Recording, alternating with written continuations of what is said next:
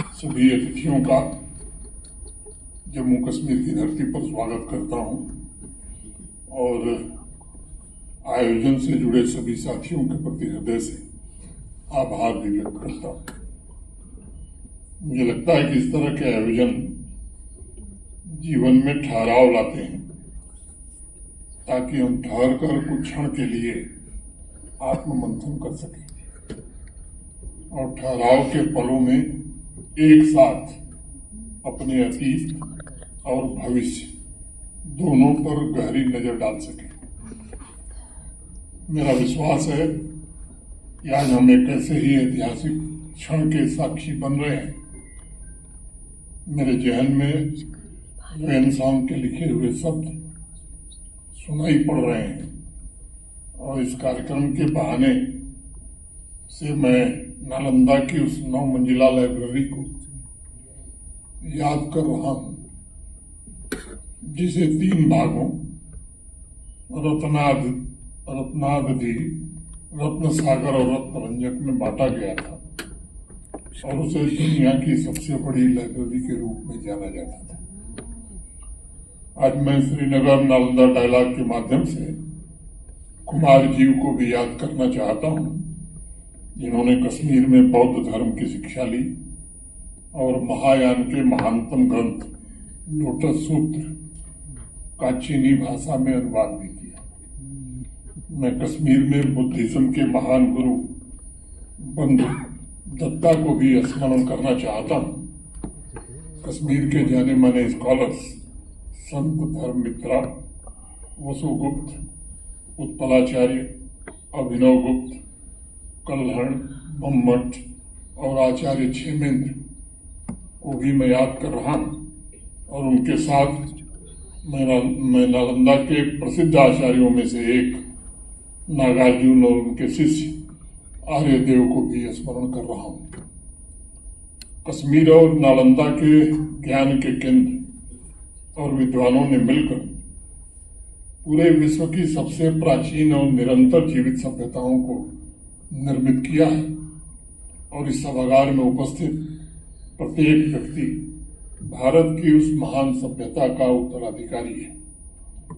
यह विरासत हमारे लिए एक प्रकाश पुंज है और श्रीनगर नालंदा डायलॉग के माध्यम से इस प्रकाश को बुद्धिमत्ता, साहस और दूरदृष्टि के साथ आगे बढ़ाने का अवसर हमें मिला है। मेरा मानना है कि शासन और सांस्कृतिक संवाद सुशासन के सबसे महत्वपूर्ण कार्यों में से सबसे प्रमुख है। जब शासन और सांस्कृतिक संवाद एक दूसरे से जुड़ते हैं तब समाज के नैतिक, सांस्कृतिक और मानवीय स्वरूप को दिशा मिलती है और नीतियों में समाज की जीवंत आवाजें भी गूंजने लगती हैं।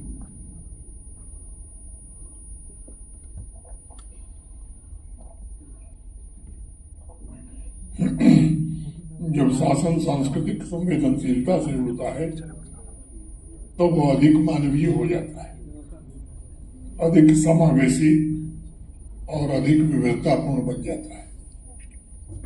ये हम सबका सौभाग्य है कि हमने भाषाओं, आस्थाओं, कलात्मक परंपराओं और दार्शनिक विचारधाराओं तथा विविध जीवन शैलियों के समृद्ध भूमि हमने प्राप्त की। यह विविधता ही हमारी सबसे बड़ी राष्ट्रीय शक्ति है और अब समय आ गया है कि हम विविधता को भी उसी दृष्टि से देखें।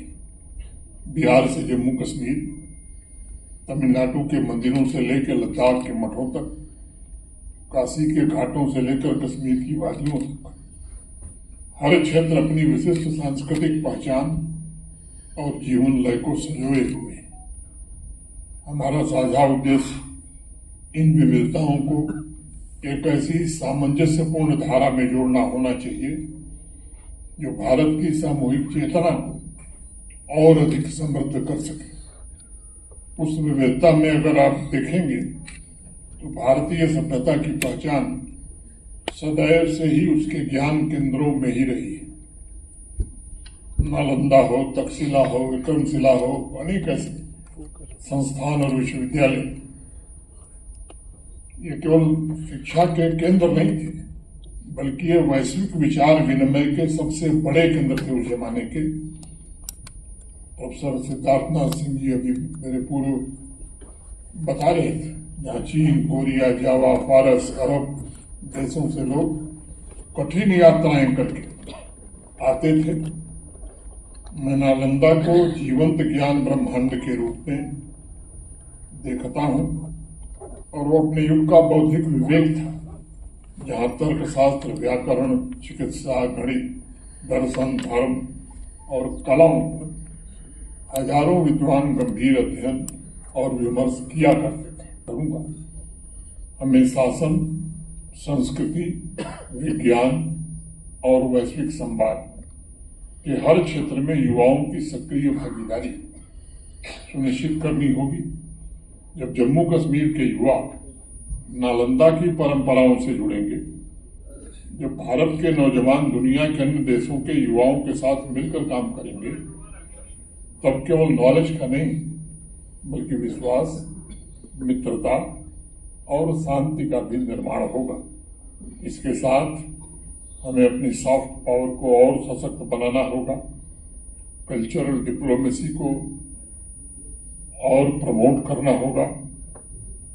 विश्व को जानना चाहिए कि जो नॉलेज हजारों वर्ष पूर्व भारत से निकला था, उसने पूरे विश्व को जोड़ने का काम किया, और आज संघर्षों से विभाजित विश्व में भारत एक ब्रिज, एक सेतु बन सकता है। आज दुनिया के अलग अलग हिस्सों में शांति, दिशा और मानव संवेदना का अर्थ खोज रही दुनिया के लिए यह सुअवसर है।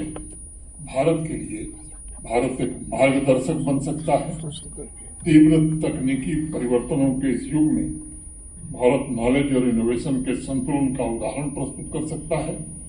संपूर्ण विश्व आज बड़ी आशा भरी निगाहों से भारत की ओर देख रहा है। आइए हम आत्मविश्वास के साथ मिलकर आगे बढ़ें और करुणा के साथ देश का ही नहीं, दुनिया का नेतृत्व करें। बहुत बहुत धन्यवाद। जय हिंद, जय भारत। जम्मू कश्मीर में पिछले 42 सालों से तकनीकी शिक्षा के सबसे भरोसेमंद और प्रतिष्ठित प्राइवेट पॉलिटेक्निक निट्स पॉलिटेक्निक ने सेशन 2026 के लिए 3 साल का डिप्लोमा और 2 साल का लेटरल एंट्री डिप्लोमा दोनों में एडमिशन शुरू कर दिए हैं। निट्स पॉलिटेक्निक में कुल 5 ब्रांच उपलब्ध हैं: civil engineering, electrical engineering, mechanical engineering, electronics and communication engineering और कंप्यूटर इंजीनियरिंग।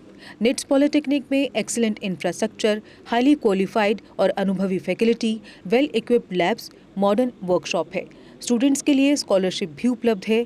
निट्स पॉलिटेक्निक पहली बार in service employees, working professionals, चाहे गवर्नमेंट हो या प्राइवेट, के लिए खास सुविधा लेकर आया है, जिसके तहत सिविल, इलेक्ट्रिकल और मैकेनिकल ब्रांच में 2 साल का लेटरल एंट्री डिप्लोमा भी उपलब्ध है, जिसमें फ्लेक्सिबल क्लास टाइमिंग दी जाएगी और आपकी ड्यूटी में कोई डिसरप्शन नहीं होगा। एडमिशन के लिए संपर्क करें निट्स पॉलिटेक्निक, इंदिरा नगर, मीरा साहब, जम्मू। जम्मू कश्मीर की खबरों के लिए जुड़े रहिए JK अपडेट के साथ।